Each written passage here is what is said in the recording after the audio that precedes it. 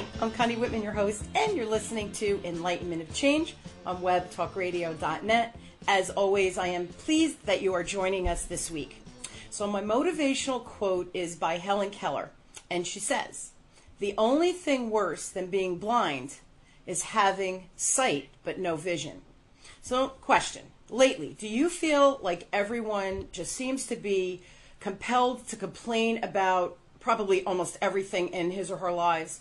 It's almost as if there's an epidemic of the self-pity, the woe's me, and they get stuck in their own story, whatever that story is, and the feeling that their life is so much more difficult than everybody around them. Enough, right? Well, my guest today, who's just beyond inspiring, is Nancy Solari, and she's an authentic, passionate, and successful example of how you can live the life you want with the right mindset and foundation, regardless of the challenges you face. With perseverance and a desire for greatness, you can begin living full out. Now, Nancy, I want to give you some background on Nancy. Nancy's a best-selling author and a renowned speaker in business success and personal motivation. As a life coach, she has empowered people to overcome their physical and emotional challenges and in order to achieve their goals. Now, when Nancy was 16 years old, she was diagnosed with retinitis pigmentosa, pigmentosa, and has experienced progressive vision loss over the years. Now, despite her prognosis, she was resilient in creating a vision for her future and determined to live with purpose and follow her dreams. She went on to work for, wait for it, amazing background. She worked for Good Morning America and Entertainment Tonight, had a professional music career, and was a top producing realtor in Southern California. You go, girl. So today Nancy hosts the National Living Full Out show. She has her own show and is an inspiring example of creating a successful life through determination and positivity. Nancy believes everyone is capable of overcoming adversities and living full out. So please help me welcome my awesome, amazing guest, Nancy, to the show. So thank you for coming on, Nancy, and taking the time. Well, thank you. Happy to be here. Yeah. So, I took, by the way, everybody listening, I took pieces of Nancy's bio. There's so much more about her, but due to the element of time, I wanted to give you some highlights as to the really cool lady that she is. So, Nance, my first question, when diagnosed with your eye condition, how did that influence your personal vision for your life and your future? That's a great question. So when I was diagnosed, I was 16 years old, and I have two other sisters that have RP as well. And, they're just slightly older than I am. And my mom was basically given news that all three of her daughters would most likely go blind by 40. And at 16, my mindset was just getting my license, going to college, that kind of thing. But I think what it did do is, initially, I was told I had a mild case, but that mild case became not so mild as the years went along. I mean, seeing lines on the road disappear and giving up driving, seeing faces disappear, finding that I have to rely on feeling versus seeing things. It's been a really twisty, turny ride, but what I will say is early on, it had me prioritize my life. My sister and I, after a really good couple cry sessions, we kind of got hold of ourselves and we said, well, what do we want to do most? We want to go to Europe. So we went to Europe and traveled through 26 different countries, backpacking through Europe and saw the things that I needed to see while I could, like the Vatican or the Colosseum or, different things we hear about. My grandparents said, if you study a foreign language, we'll send you that country. So I took Japanese, and my sister and I also traveled off to Japan. And then I also put my education first, and I put building my business first. All the things that I thought, wow, I'm going to need my eyes. Should the doctors be right and I lose my vision by 40, it's kind of game on. And that tenacity, that spirit kind of stayed with me, throughout my life in different things that I've tried. So how'd you find the confidence early in your career to just, and really just with that whole story, how did you and your sister find the confidence and determination to say, you know what, we're living full out. Like, you were young, you guys were kids. How did you do that? How did you find that inner confidence and wisdom? Well, I'm almost surprised my mom let us go, quite frankly. We were so young. Yeah. But at the same time, I think that where a lot of parents might hold kids back or might say, wait until you're older, when you're given a diagnosis that you might not be able to see something, even my mom opened up her mind and her heart to, I want my girls to take advantage of every opportunity they can while they can still see. None of us knew that it would really go as far as it went. We thought for sure a cure would pop up, but no cure ever has. And so, it's the confidence piece, I think, comes into play where you have to always remember, whether it's blindness, whether it's a heartbreak, whether it's another health condition, that your inner spirit it's priceless. It's worth so much. And you have to remember that inner spirit is who you are. I may be blind, but I don't walk around with the label of, hi, I'm a blind woman, right? Right. I'm hi, Nancy, right? Yeah, of course. And so you can be more confident in the world when you don't let the weights of those diagnoses or heartbreaks hold you back. Now, it's interesting because it was you and your two sisters. So maybe the silver lining, if you can even find a silver lining here, is you went through it with your two siblings, and I'm sure you were close before and probably even closer after, because they're the only ones who understood what you were going through and you what they were going through. Was this something in your genetic pool? Like, had somebody in your grandparents or somebody suffered from this as well? The strangest thing is, my grandmother had macular, we have RP, and they're different. No one, my parents, it was just ironic timing that all three of their kids would have this gene. And it's weird because our gene is called circle, and it's commonly found in Spaniards, and I'm not of Spanish descent either, so I don't know. It's interesting how it all came together, but it did. And, I can look back now, and I'm in my 40s, and I can look back and I can say, gosh, I wonder what like a fully abled Nancy would be like today. Wow. But I don't know that I would have the same empathy, the same heart, the same vigor. Yep. I just don't know if it would be the same. Well, your perspective would be so vastly different. So yeah, maybe you feel more deeply because the loss of the sight. Well, is it true? And I'll ask this because they say when you lose one sense, your other senses become heightened. Has that been the case for you? Completely. Yeah. I mean, in so many funny ways. I mean, I remember one time being in Santa Monica, California on Wilshire Boulevard, and I was starving, getting out of a meeting. But I smelt the bread from Subway, and I was like, I know there's a Subway around here somewhere. I mean, it was funny. The smell, I followed it, and I found it, and that's just a silly example.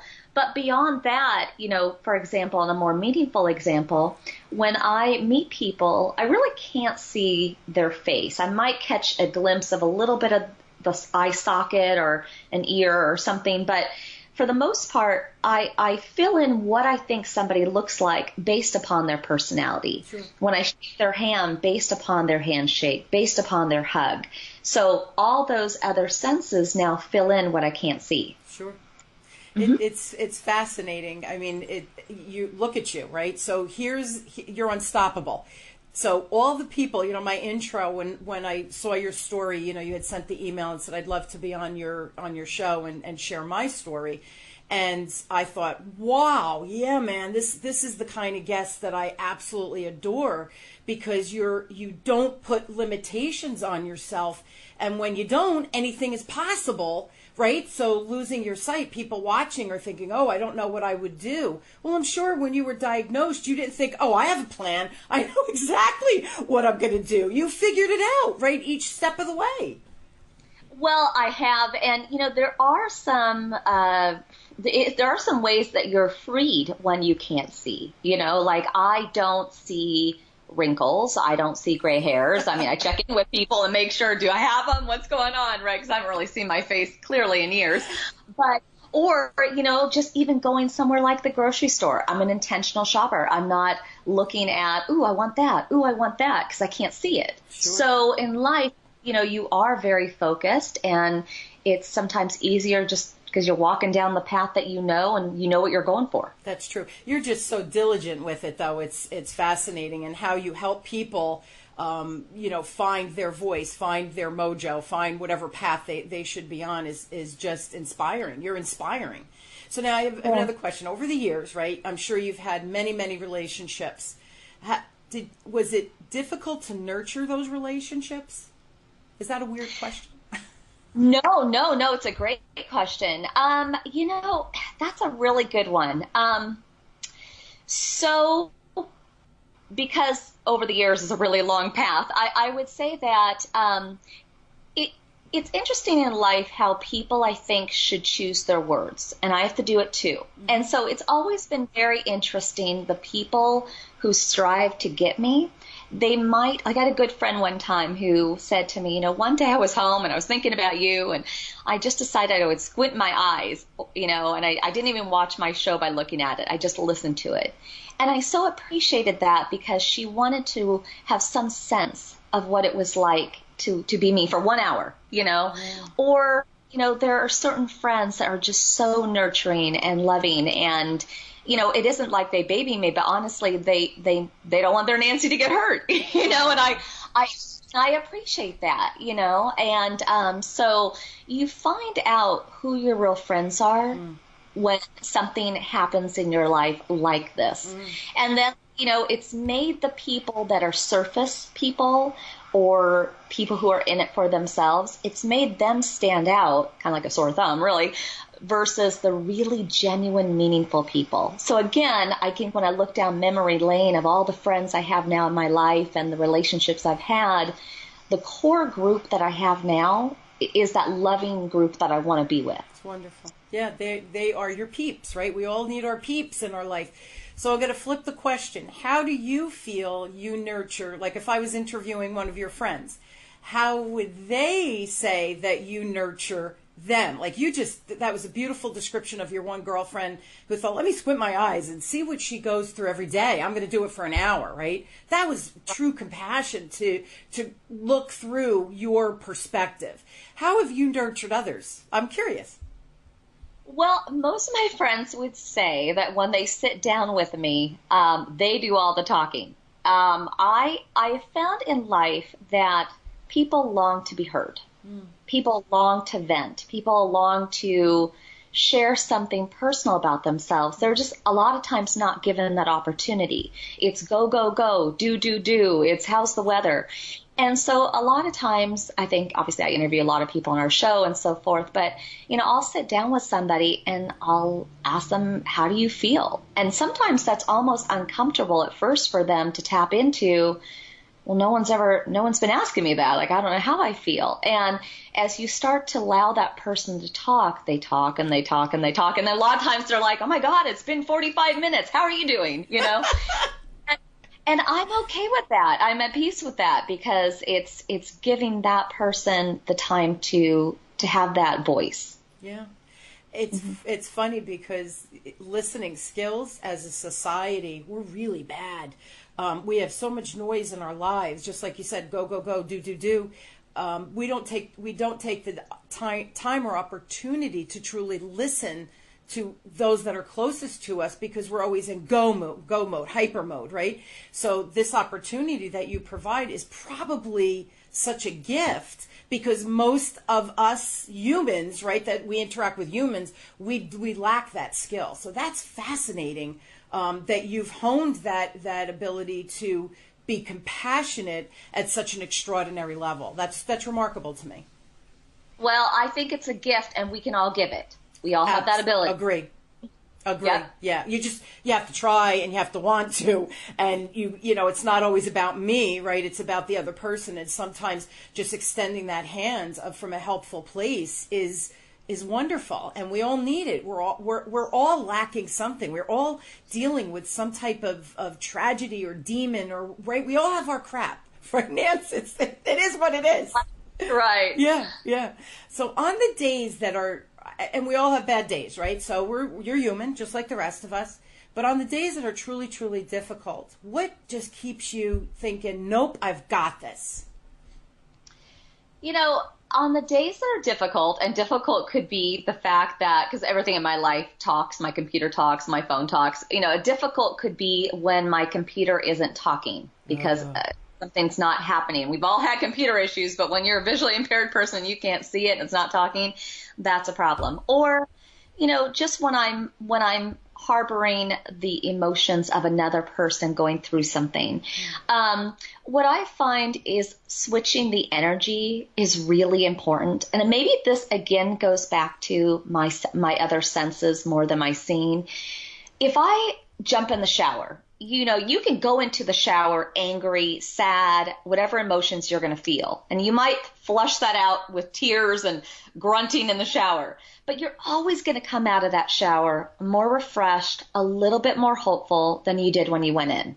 It just won't be at the same epic level. Or, I do believe in the senses of drinking something warm or cold, just switching the energy even in the mouth, because the mouth and the throat lead to our heart, lead to our core, and you got to kind of keep that fresh and keep that feeling whole and warm. Does that make sense? So I think there's a lot of things that we can do. Sometimes it's just switching the energy of being in a different environment. If you're having a really tough work day, or you're just feeling the stress of home, then get out of the home, get out of the work, go outside. So for me, that really helps. Now, I will say that I think sometimes a good cry is needed, but quantify it. Give yourself 5 minutes, give yourself a half an hour, give yourself an hour, and then know that you're going to allow yourself to be pulled out. I also think you need to kind of have your Fab 3 or your Fab 5. Who are those people in your life that you can go to for different reasons? Absolutely. If I'm sad, I have my go-to empathetic friends. They're not going to let me wallow in sadness, but they're really going to hear me. Yeah. Versus if I have a business challenge, I have those career savvy friends and I turn to them and they get me. So you got to have in your life those go-to people. Agree 100%. You can't, and I don't care who you are, how healthy you are, right? With all of our senses, etc. We all need people. We just can't do it alone. And I remember when I started my business, it's almost 20 years ago, Nance. I'm going to be 58 in November this year. And, I was 39 years old, and my mom and dad babysat for me. Otherwise, I never would have been able to open a business, because you're opening a business, that customer needs me. I had babies. I had a 1-year-old and a 4-year-old. How do you call them up and say, oh, my kid's sick, I can't come in? They wouldn't call me back. So, that dependency on my mom and dad, not dependency, but they empowered me to say, we got this, go, do what you have to do. And I knew my kids were safe. Everybody needs someone at some point, and probably daily, but we're so afraid. And do you find this with the guests you have on? We're afraid to ask for help. It's really interesting. Some guests we have on our show and some guests we don't have on our show, and the defining moment for each of those is who's willing to really be vulnerable and who's looked in the mirror and has really acknowledged what went right, what went wrong. And some people, it's just safer to live in the space of, I don't want to talk about it, I don't want to think about it, I want to move forward. And that's okay. But I really believe in just what you said there, looking backwards, seeing that, feeling that moment at 39, those young kids starting that business to where you are today. Like, we don't want to erase our past, we want to celebrate it and see the growth. So I just applaud and I appreciate people who are courageous to dig in the past to find the treasures of the lessons. It's true, and I think it was Steve Jobs. He did one of the commencement speeches for one of the Ivy League schools, and I don't remember the school right now, but he said at the commencement speech, like, you kids are starting out, and you're thinking, what do I want to be? What do I want to do? And he said, it doesn't matter. Like, you don't have to figure it out today. What will happen, he said, is as I look back on my life, there were all these little stepping stones. Some are the right ones, some are the wrong ones. But all of them really were the right ones because they taught me something I needed to learn to move forward. And he says, and when I look back at my stepping stones, it was the perfect path for me to be here today with all of you. So stop stressing, what am I going to be when I grow up? And just take the first step and trust your intuition, right? Trust yourself. And we don't do enough of that. Absolutely. Absolutely. Mm-hmm. Yeah, so I love that. Looking back and finding those little treasures in your life, because we all have them too. I don't care how bad your life is. We all have those treasures, those moments of gratitude where you think, wow, I was so blessed that that happened, or so-and-so stepped up to help me. We have to capture those moments and really embrace them, because we could focus on all the bad stuff that's happening, but we need to focus on some of the good, right? So that's important. I have another question for you. How are you resourceful and in covering, there's always new resources, especially with technology and stuff, and I bet with being visually impaired, there's probably tons of resources. How do you figure all that out and navigate it? Such a great question. So that's a big question, only because what I might need resources for is going to be different than someone else in your audience. Sure. But here is the good news. As rare as a stress, crisis, challenge may seem in the moment for us, oh my gosh, no one's going to understand. I promise you, someone has had some version of that challenge. May not be exact, but some version of. And it's amazing how with YouTube, with just online in general, Pinterest, you can usually call up any situation that you're going through and somebody will have been through it. There's in-person support groups, there's online support groups, there's networking groups. There's so many ways in which you can connect with people. I also find that for me, again, I feel like when it comes to career, I need certain resources there. Well, I will turn to other people who might have if I have a production, like an equipment question, I will turn to someone else who knows production. If it's a speaking question, if it's a social media question, I will find people that have those answers. Now, I do believe in not taking one person's word as the only truth. I believe that in life, you want to talk to 2 or 3 people and compare notes. Really important. And that's true with anything that you do in life. If you're going to, and I used to be a realtor, right, for 13 years, interview 3 realtors, right? If you're going to pick an accountant, interview 3 accountants. See what they all say. Pick the person that you resonate with the most. And that's true for any aspect of your life. You're right. And no matter what the problem, no matter what the situation, interview or talk to 3 different people or look at 3 resources, and usually you'll find something that either resonates with you or a combination of all 3 of those opinions or whatever it might be. So that's just good advice for everybody, not necessarily someone with your situation. How do you find that you bring balance into your life? What works with you? Because work-life balance is real. Yeah. There's been times that I've been out of balance where I've worked from, up until the wee hours. But I find that balance is really figuring out how do I fit in my day? We all have the same 24 hours. How do I fit in my day what I want for my body, for my mind, for my life? So what I mean by that is I want my eyes to last as long as they can. So I know that I need to close them. I need to relax them. So where I do appreciate sleep for the mind, I also like to rest my eyes and get plenty of sleep now for my eyes. So, going to bed early. I'm an early bird. I also know that I want to be in physical good shape, but I also know that my phones start ringing at 7 a.m. PST, which is 10 a.m. EST, because that's when our doors open.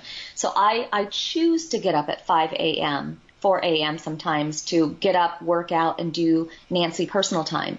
I choose to spend time to call friends or see friends. So I think how you spend your day or how you choose to bring balance into your life is a choice. And if you're lopsided or if you feel lopsided, it is never too late to kind of pull it back. And so you kind of want to look at yourself, your life like a pie. We say this a lot at Living Full Out, right? If you have a big whole pie and you're going to slice it up for friends, right? Everybody gets a slice. So consider your one slice is your career. One slice is your family, your siblings, your parents. One slice might be friends. They might have their own slice, right?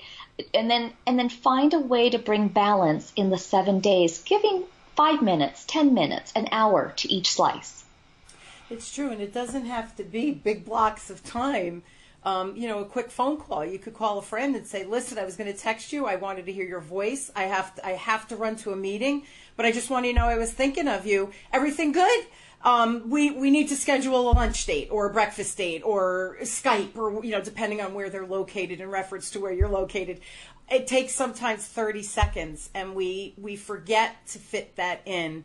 And that's how we go out of balance. It's funny, when I was still working at a bank and I did investments for the bank.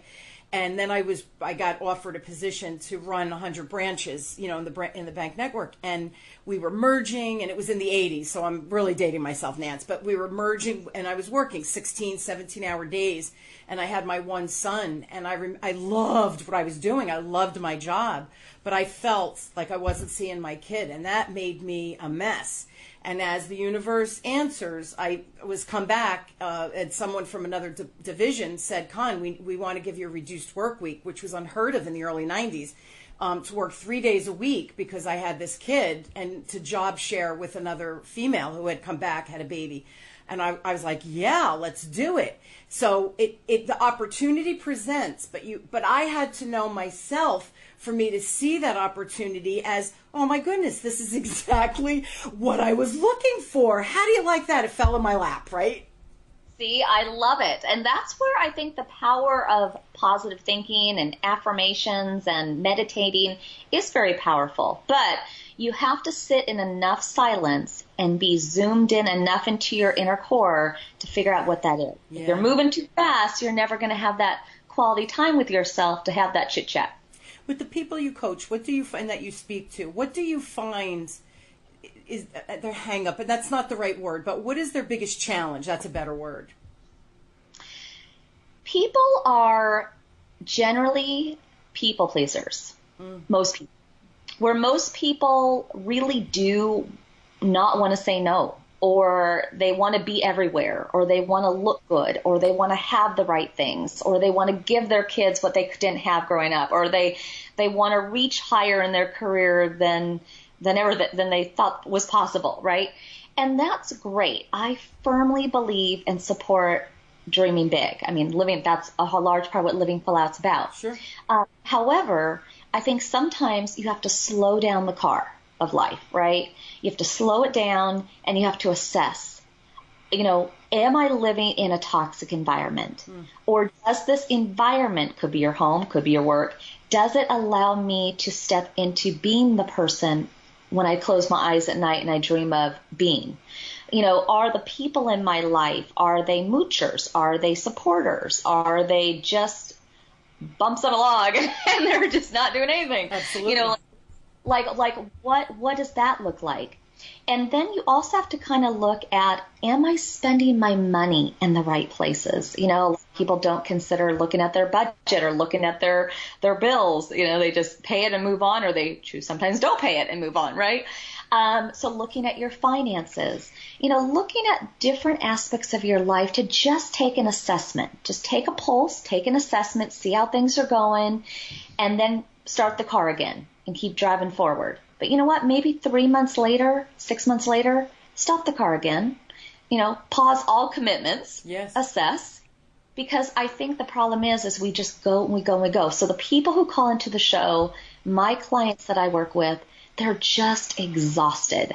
And that's where the balance part comes in, because they don't want to let anybody down. They don't want to drop any balls. And they're worried that they're not going to meet the expectations that they have for themselves or others. And you know what? Wow. Put a fork in me. That just sounds like a lot of responsibility, right? Absolutely. And so I remind people, don't forget to have fun. Remember fun, that 3-letter word? So we have to remember to have fun. and be silly and giggle. And so that's really what I try to get people to come back around to. How do you use your experience, your past, and again, the buildup of losing the eyesight and then building this wonderful business and the podcast that you host and all these things? How do you take what you've learned from those life lessons, translate them for how you can use them personally in the future? But I even think, I'm sure you use them in trying to help other people move forward and creating their future. How do you find you have a system or a way of doing that? The system is honestly just leading with my heart, truly. Nice. I mean, when I go into an interview, because I can't see, I don't have a note card. I don't read a bio. I invest time in talking to the person for a little bit before I interview them to find out, what were they thinking? What were they feeling? Remember, it's that same conversation have my friends. Sure. And I want them to have that moment. And then from there, it translates to an amazing interview. Same with the coaching clients. So I have found that, when I in business lead with my heart, that sixth sense, right? That intuition, Sure. You're never going to go wrong. Sometimes you have to color outside the lines in the sense of being fearless, being able to take risks, and sometimes, and then when you do that, you find uncharted territory and you're like, oh my gosh, I'm going to try this, right? So in some ways we have to be not afraid to discover in life. And so what I find is with the guests I have on my show, friends, clients, you name it, I just like how I want to find self-discovery in my life, I love being right beside them on that journey too. Let's uncover what you don't know. You know what you know, but let's see what you don't know. That's the exciting life. I love it. You had one, we're almost out of time, but I have to ask this, and it wasn't, we hadn't decided this question in advance, so I hope you can answer it. If you had to pick one word to describe you, the essence of Nancy Solari, what would that word be? That's a great question. Earlier this year, we chose some mantra words, and a couple of friends of mine and everybody, and I really love my word. It's believe, and I believe in a cure. I believe in love. I believe in losing those 5-10 pounds I still want to lose. I believe I believe in things being possible.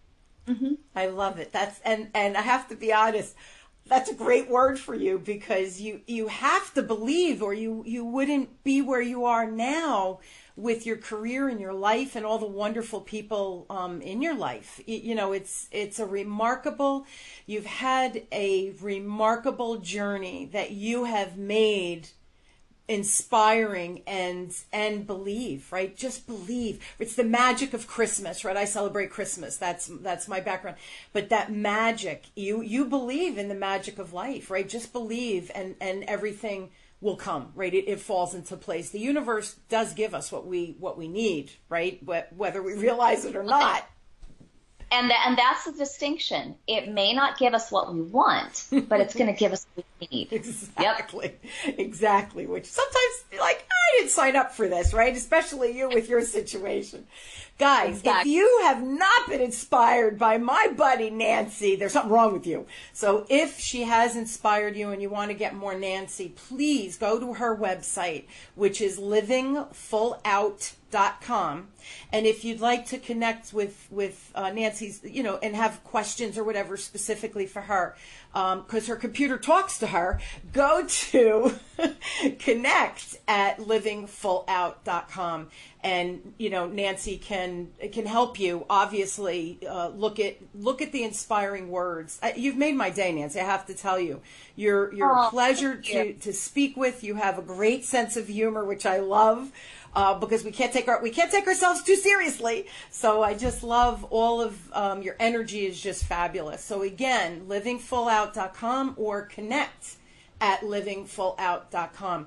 And guys, my partner and I are still giving our free communication style assessment away. So go to my other website, which is wisdomdecoded.com. right on that landing page, you get your free communication style assessment. You get reports. So it gives you, lets you dig into, like we were talking about today, right? Figuring out who am I?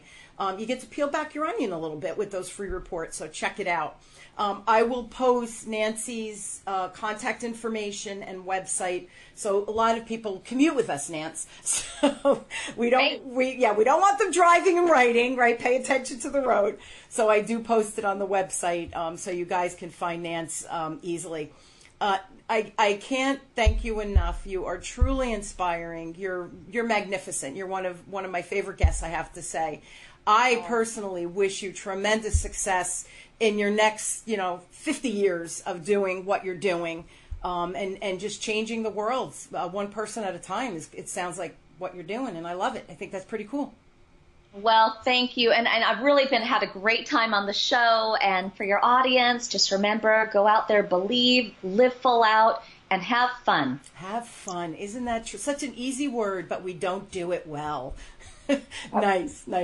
And I hope you guys will join me weekly as we question, build, and discover together that this thing we talk about is change in our lives. And here's yet another wonderful guest, Nancy, who shared some beautiful ideas and tips and ways that we can navigate that change and create the life that we desire instead of the life we think we should have, right? No more shoulda, woulda, couldas. Just go out and live full out.